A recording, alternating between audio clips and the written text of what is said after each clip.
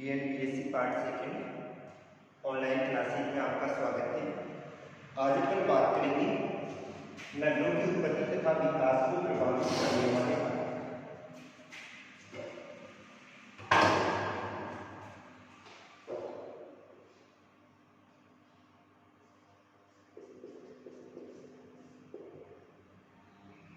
नगरों की उत्पत्ति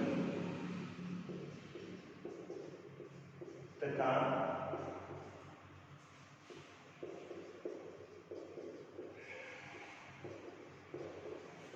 विकास को प्रभावित करने वाले कारक।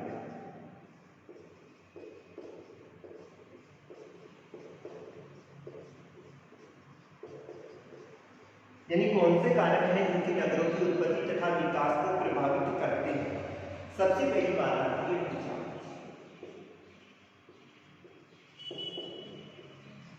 उच्चांश में अपन अध्ययन किसका करते हैं? धरातलीय स्थलाकृति का अध्ययन किया जाता है।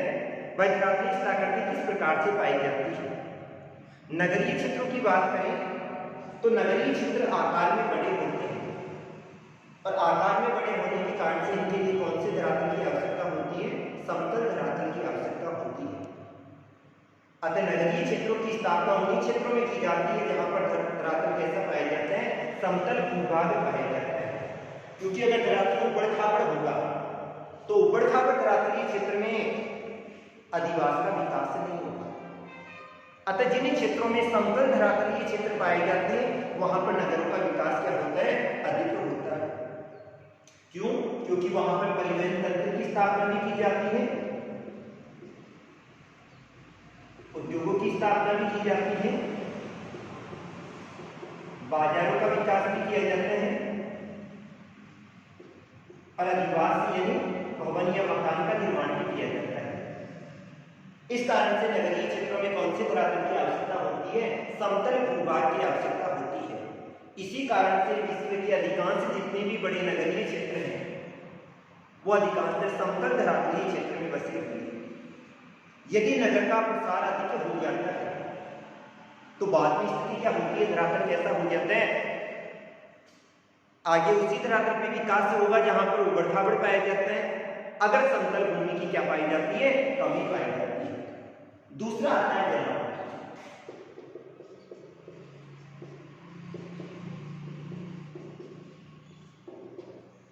जलापूर्ति की बात करें तो जल मनुष्य की मूलभूत आवश्यकता होती है। मनुष्य घरेलू कार्य, औद्योगिक कार्य, कृषि तथा परिवहन सभी के लिए किसका उपयोग करता है? जल का उपयोग करता है। नगरीय क्षेत्रों का अध्ययन करें तो नगरीय क्षेत्रों में लोग अधिक निवास करते हैं और जहां पर जनसंख्या अधिक निवास करती है वहां पर जल की आवश्यकता भी क्या होती है? अधिक होती है। नगरीय क्षेत्रों में अधिकांशतः पेयजल हेतु पाइपलाइनों के माध्यम से जल पहुंचाया जाता है। अतः नगरीय क्षेत्रों की स्थापना उन्हीं क्षेत्रों में की जाती है जहां पर जल के प्रचुर साधन पाए जाते हैं, सुलभ साधन पाए जाते हैं। आज विश्व के जितने भी बड़े नगरीय क्षेत्र हैं और उनका अध्ययन करें तो ये बड़े नगरीय क्षेत्र कहां पर बसे हुए हैं? नदियों के किनारे बसे हुए हैं या फिर बाद में तटवर्ती क्षेत्रों में बसे हुए हैं। तो दूसरा आता है जलापूर्ति, तीसरा आता है परिवहन के साधन।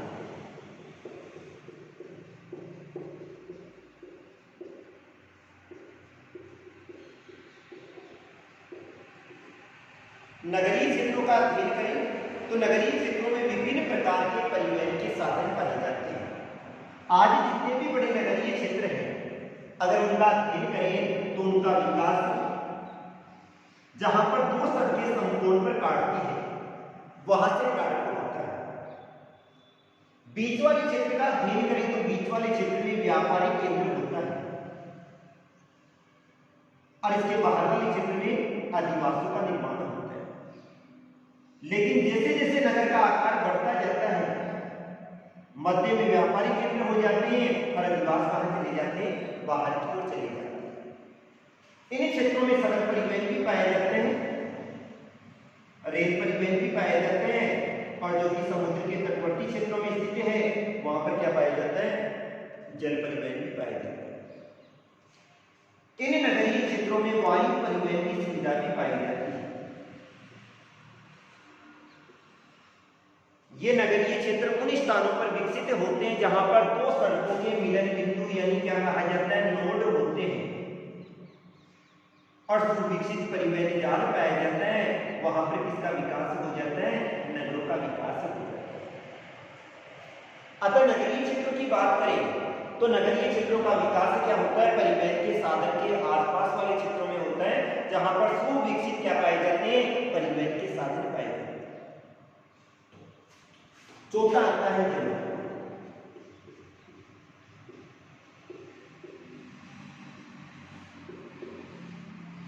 जलवायु की बात करें तो उष्ण और शीत प्रधान जो जलवायु होती है वो मानव निवास हेतु अनुकूल नहीं होती है।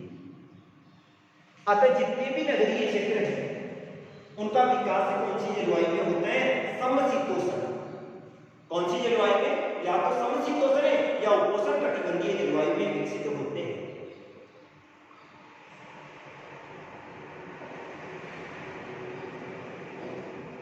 तो नगरों की स्थापना हेतु या तो उपोष्ण जलवायु की आवश्यकता होती है या फिर बाद में कौन सी जलवायु की आवश्यकता होती है, समशीतोष्ण।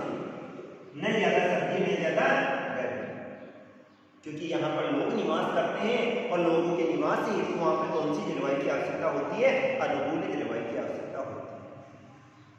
आज अपन ध्रुवीय क्षेत्रों का अध्ययन करते हैं। ध्रुवीय क्षेत्रों में कोई भी बड़ा नगर नहीं पाया जाता है। क्यों नहीं पाया जाता है, क्योंकि वहां की जलवायु कैसी होती है, प्रतिकूल होती है, जो मानव निवास हेतु अनुकूल नहीं होती है। दूसरी बात आती है आर्थिक। आर्थिक कारकों की बात करें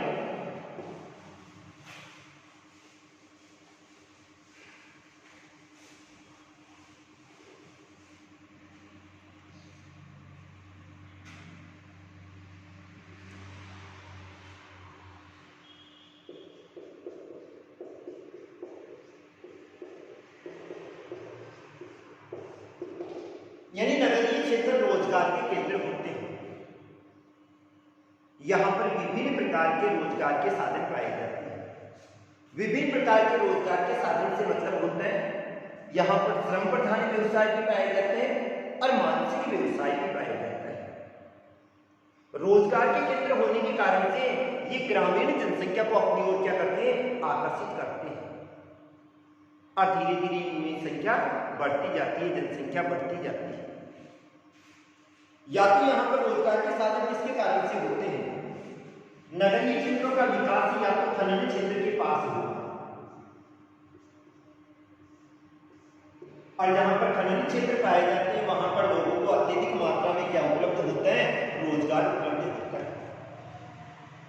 जैसे खनन क्षेत्र का अध्ययन करें, क्योंकि खनन क्षेत्र में क्या उपलब्ध होगा, कच्चा माल उपलब्ध होगा, और जब कच्चा माल उपलब्ध होगा तो वहां पर किसकी स्थापना होगी, उद्योग की स्थापना होगी। जापान का कोबे ओसा का क्षेत्र, अफ्रीका की कटंगा जाम्बिया तांबा, ये इसी कारण से सघन आबाद नगरीय क्षेत्र है। जमशेदपुर हुआ, भिलाई हुआ, राउरकेला हुआ, दुर्गापुर हुआ, क्यों, क्योंकि यहाँ पर खनिज निकलते हैं और खनिज निकलने के कारण से यहाँ पर किसकी स्थापना होती है, उद्योगों की स्थापना होती है और उद्योग लोगों को द्वितीय श्रेणी का रोजगार उपलब्ध करवाते हैं। और जब द्वितीय श्रेणी का रोजगार उपलब्ध करवाते हैं तो अपने आप ही वहां पर जनसंख्या में क्या हो जाती है, बढ़ती हो जाती है और किसकी स्थापना होती है, नगर की स्थापना। दूसरी बात आती है शक्ति के साथ।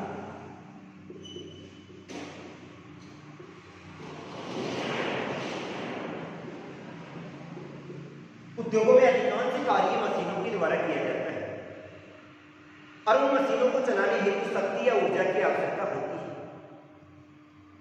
अतः जहां पर शक्ति या ऊर्जा के प्रचुर साधन पाए जाते हैं हमेशा वो नगरीय केंद्रीय होती है। जैसे कोटा जल विद्युत शक्ति अधिक पाई जाती है, जरिया हुआ, बोकारो हुआ, कोयला निकलता है।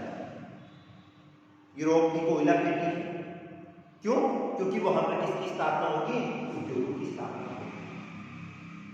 भाई जहां पर शक्ति के साधन होंगे उद्योगों की स्थापना होगी। इराक हुआ, ईरान हुआ, कुवैत हुआ, सऊदी अरब हुआ, यहाँ पर खनिज तेल के भंडार पाए जाते हैं। अतः किसकी स्थापना हुई है, नगरों की स्थापना।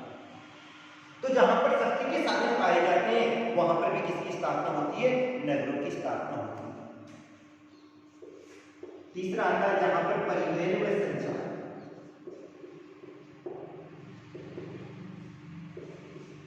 क्योंकि नगरीय क्षेत्र परिवहन केंद्रों के द्वारा या संचार के साधनों के द्वारा आपस में क्या होते हैं, जुड़े हुए होते हैं। जितने भी नगरीय क्षेत्र पाए जाते हैं वो परिवहन के साधनों के द्वारा या संचार के साधनों के द्वारा आपस में क्या होते हैं, जुड़े हुए होते हैं। अतः जहां पर सुविकसित परिवहन के साधन या संचार के साधन पाए जाते हैं, संचार यानी संदेशों, सूचनाओं तथा विचारों के संप्रेषण या आदान प्रदान को क्या कहा जाता है, संचार कहा जाता है। तो जहां पर सुविकसित परिवहन के साधन पाए जाते हैं या संचार के साधन पाए जाते हैं, वहां पर किसका विकास होता है, नगरों का विकास होता है।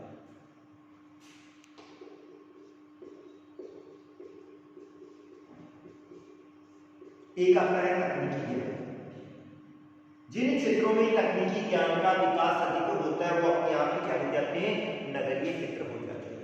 क्यों हो जाते हैं, क्योंकि यहाँ पर किसकी स्थापना होती है, उद्योगों की स्थापना होती है। अतः तकनीकी बहुल्य क्षेत्रों में अत्यधिक मात्रा में क्या पाए जाते हैं, उद्योग पाए जाते हैं और यहाँ पर उद्योगों की स्थापना क्या होगी, अधिक होगी। इसी कारण से जापान में सर्वाधिक नगरीय नगर आते हैं और जनसंख्या क्या निवास करती है, अधिक निवास करती है। अब अपन बात करते हैं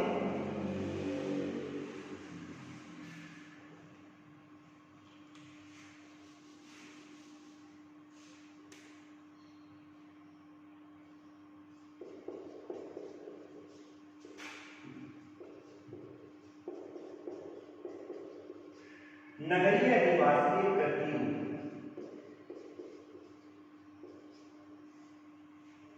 यानी प्रतिरूप में अपन किसका अध्ययन करते हैं, उससे नगर के आकार का अध्ययन करते हैं और उसकी आकृति का अध्ययन किया जाता है। आकार का अध्ययन किया जाता है और उसकी आकृति का अध्ययन किया जाता है। जबकि प्रकार में किसका अध्ययन करते हैं, मकानों के बीच की दूरी का अध्ययन किया जाता है और मकानों की संख्या का अध्ययन किया जाता है। अब अपन बात करें अधिवासों के, नगरीय अधिवासों के प्रतिरूप का अध्ययन करें तो प्रतिरूप के आधार पर इनको अलग अलग भागों में बांटा है। सबसे पहला आता है चेकर बोर्ड।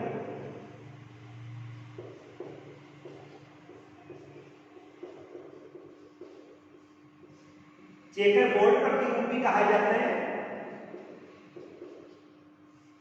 और आयताकार प्रतिरूप भी कहा जाता है। क्या कहा जाता है, चेकर बोर्ड प्रतिरूप भी कहा जाता है और क्या कहा जाता है, आयताकार प्रतिरूप भी कहा जाता है। इस प्रकार के अधिवास का विकास या इस प्रकार के प्रतिरूप का विकास उन नगरीय क्षेत्रों में होता है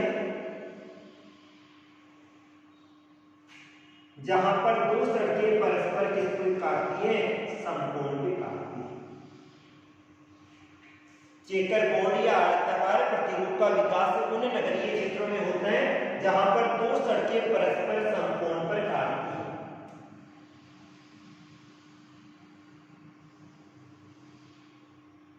बीच वाला स्थान क्या हो गया, चौराहा। पहले नगरीय क्षेत्र में यहां पर विकास होगा और जब नगरीय क्षेत्र में केंद्र यानी चौराहे पर विकास होगा तो बीच वाले स्थान पर क्या बनेगा, व्यापारिक केंद्र बनेगा, व्यापारी हेतु दुकानें हो गई।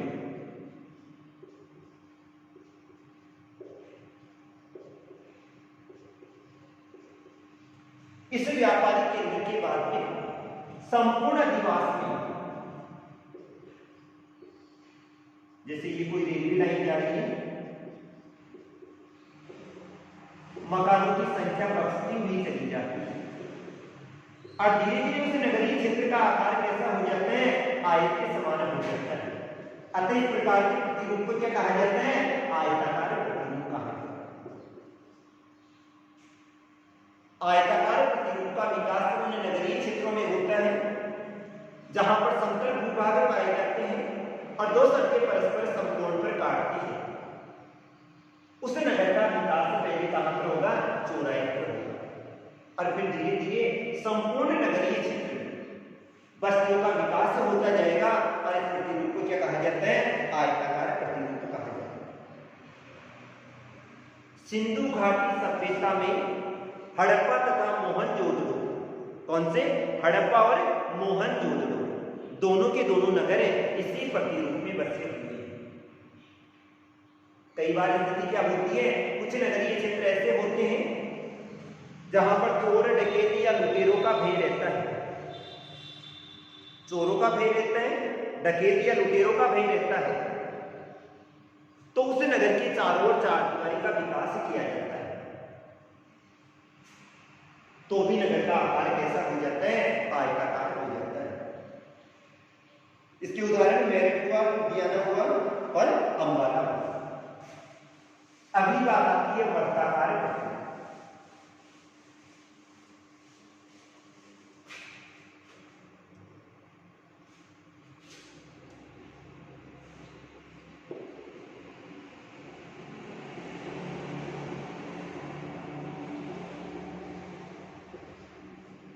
यानी वर्ताकार प्रतिरूप का मतलब होता है ऐसा प्रतिरूप जो कि किसके समान दिखाई देता है? वर्त के समान। जैसे ग्रामीण क्षेत्र का तो अपन अध्ययन किया था, जहां पर क्या होती है, या तो कोई तालाब होता है या मुखिया का मकान होता है। लेकिन नगरीय क्षेत्र में अपन देखते हैं बीच में नगरीय केंद्र आ गया,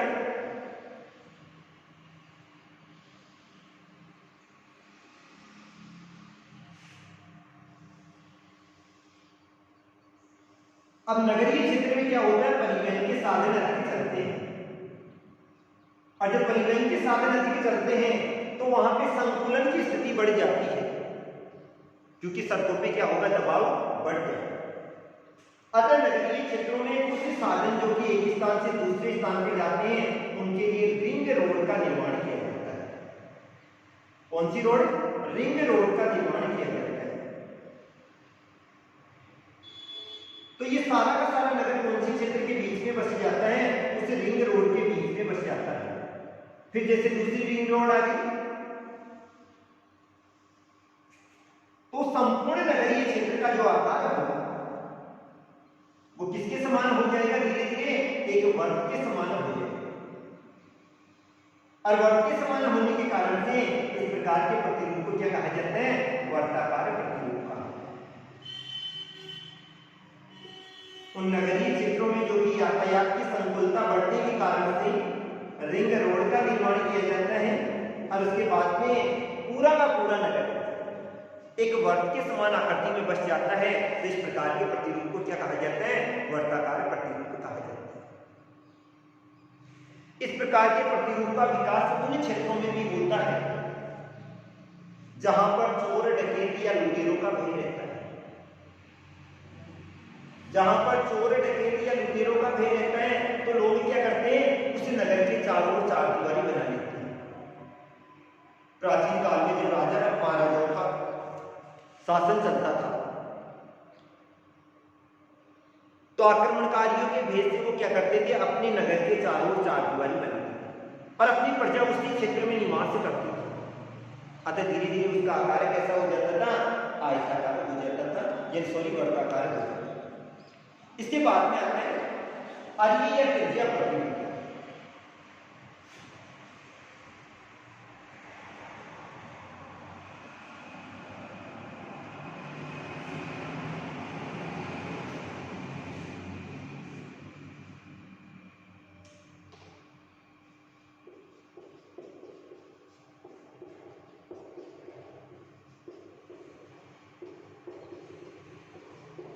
यानी अर्घ्य त्रिज्या प्रतिरूप का विकास उन नगरीय क्षेत्रों में होता है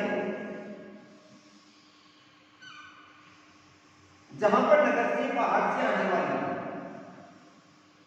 जितनी भी सड़कें हैं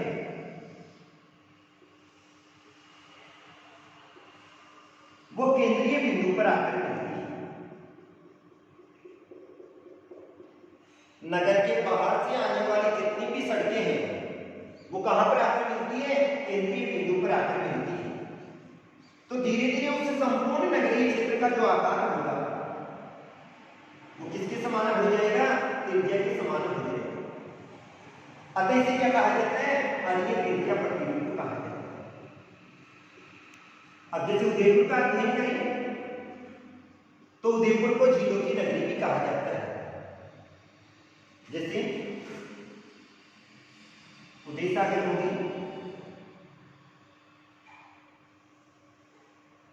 फतेह सागर,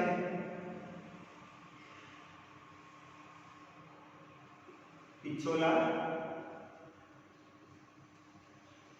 अब इसमें क्या होता है, उन्हें झीलों के मार्ग वाले संपूर्ण क्षेत्र में यातायात परिवहन के साधनों के द्वारा आपस में यानी जुड़े हुए होते हैं।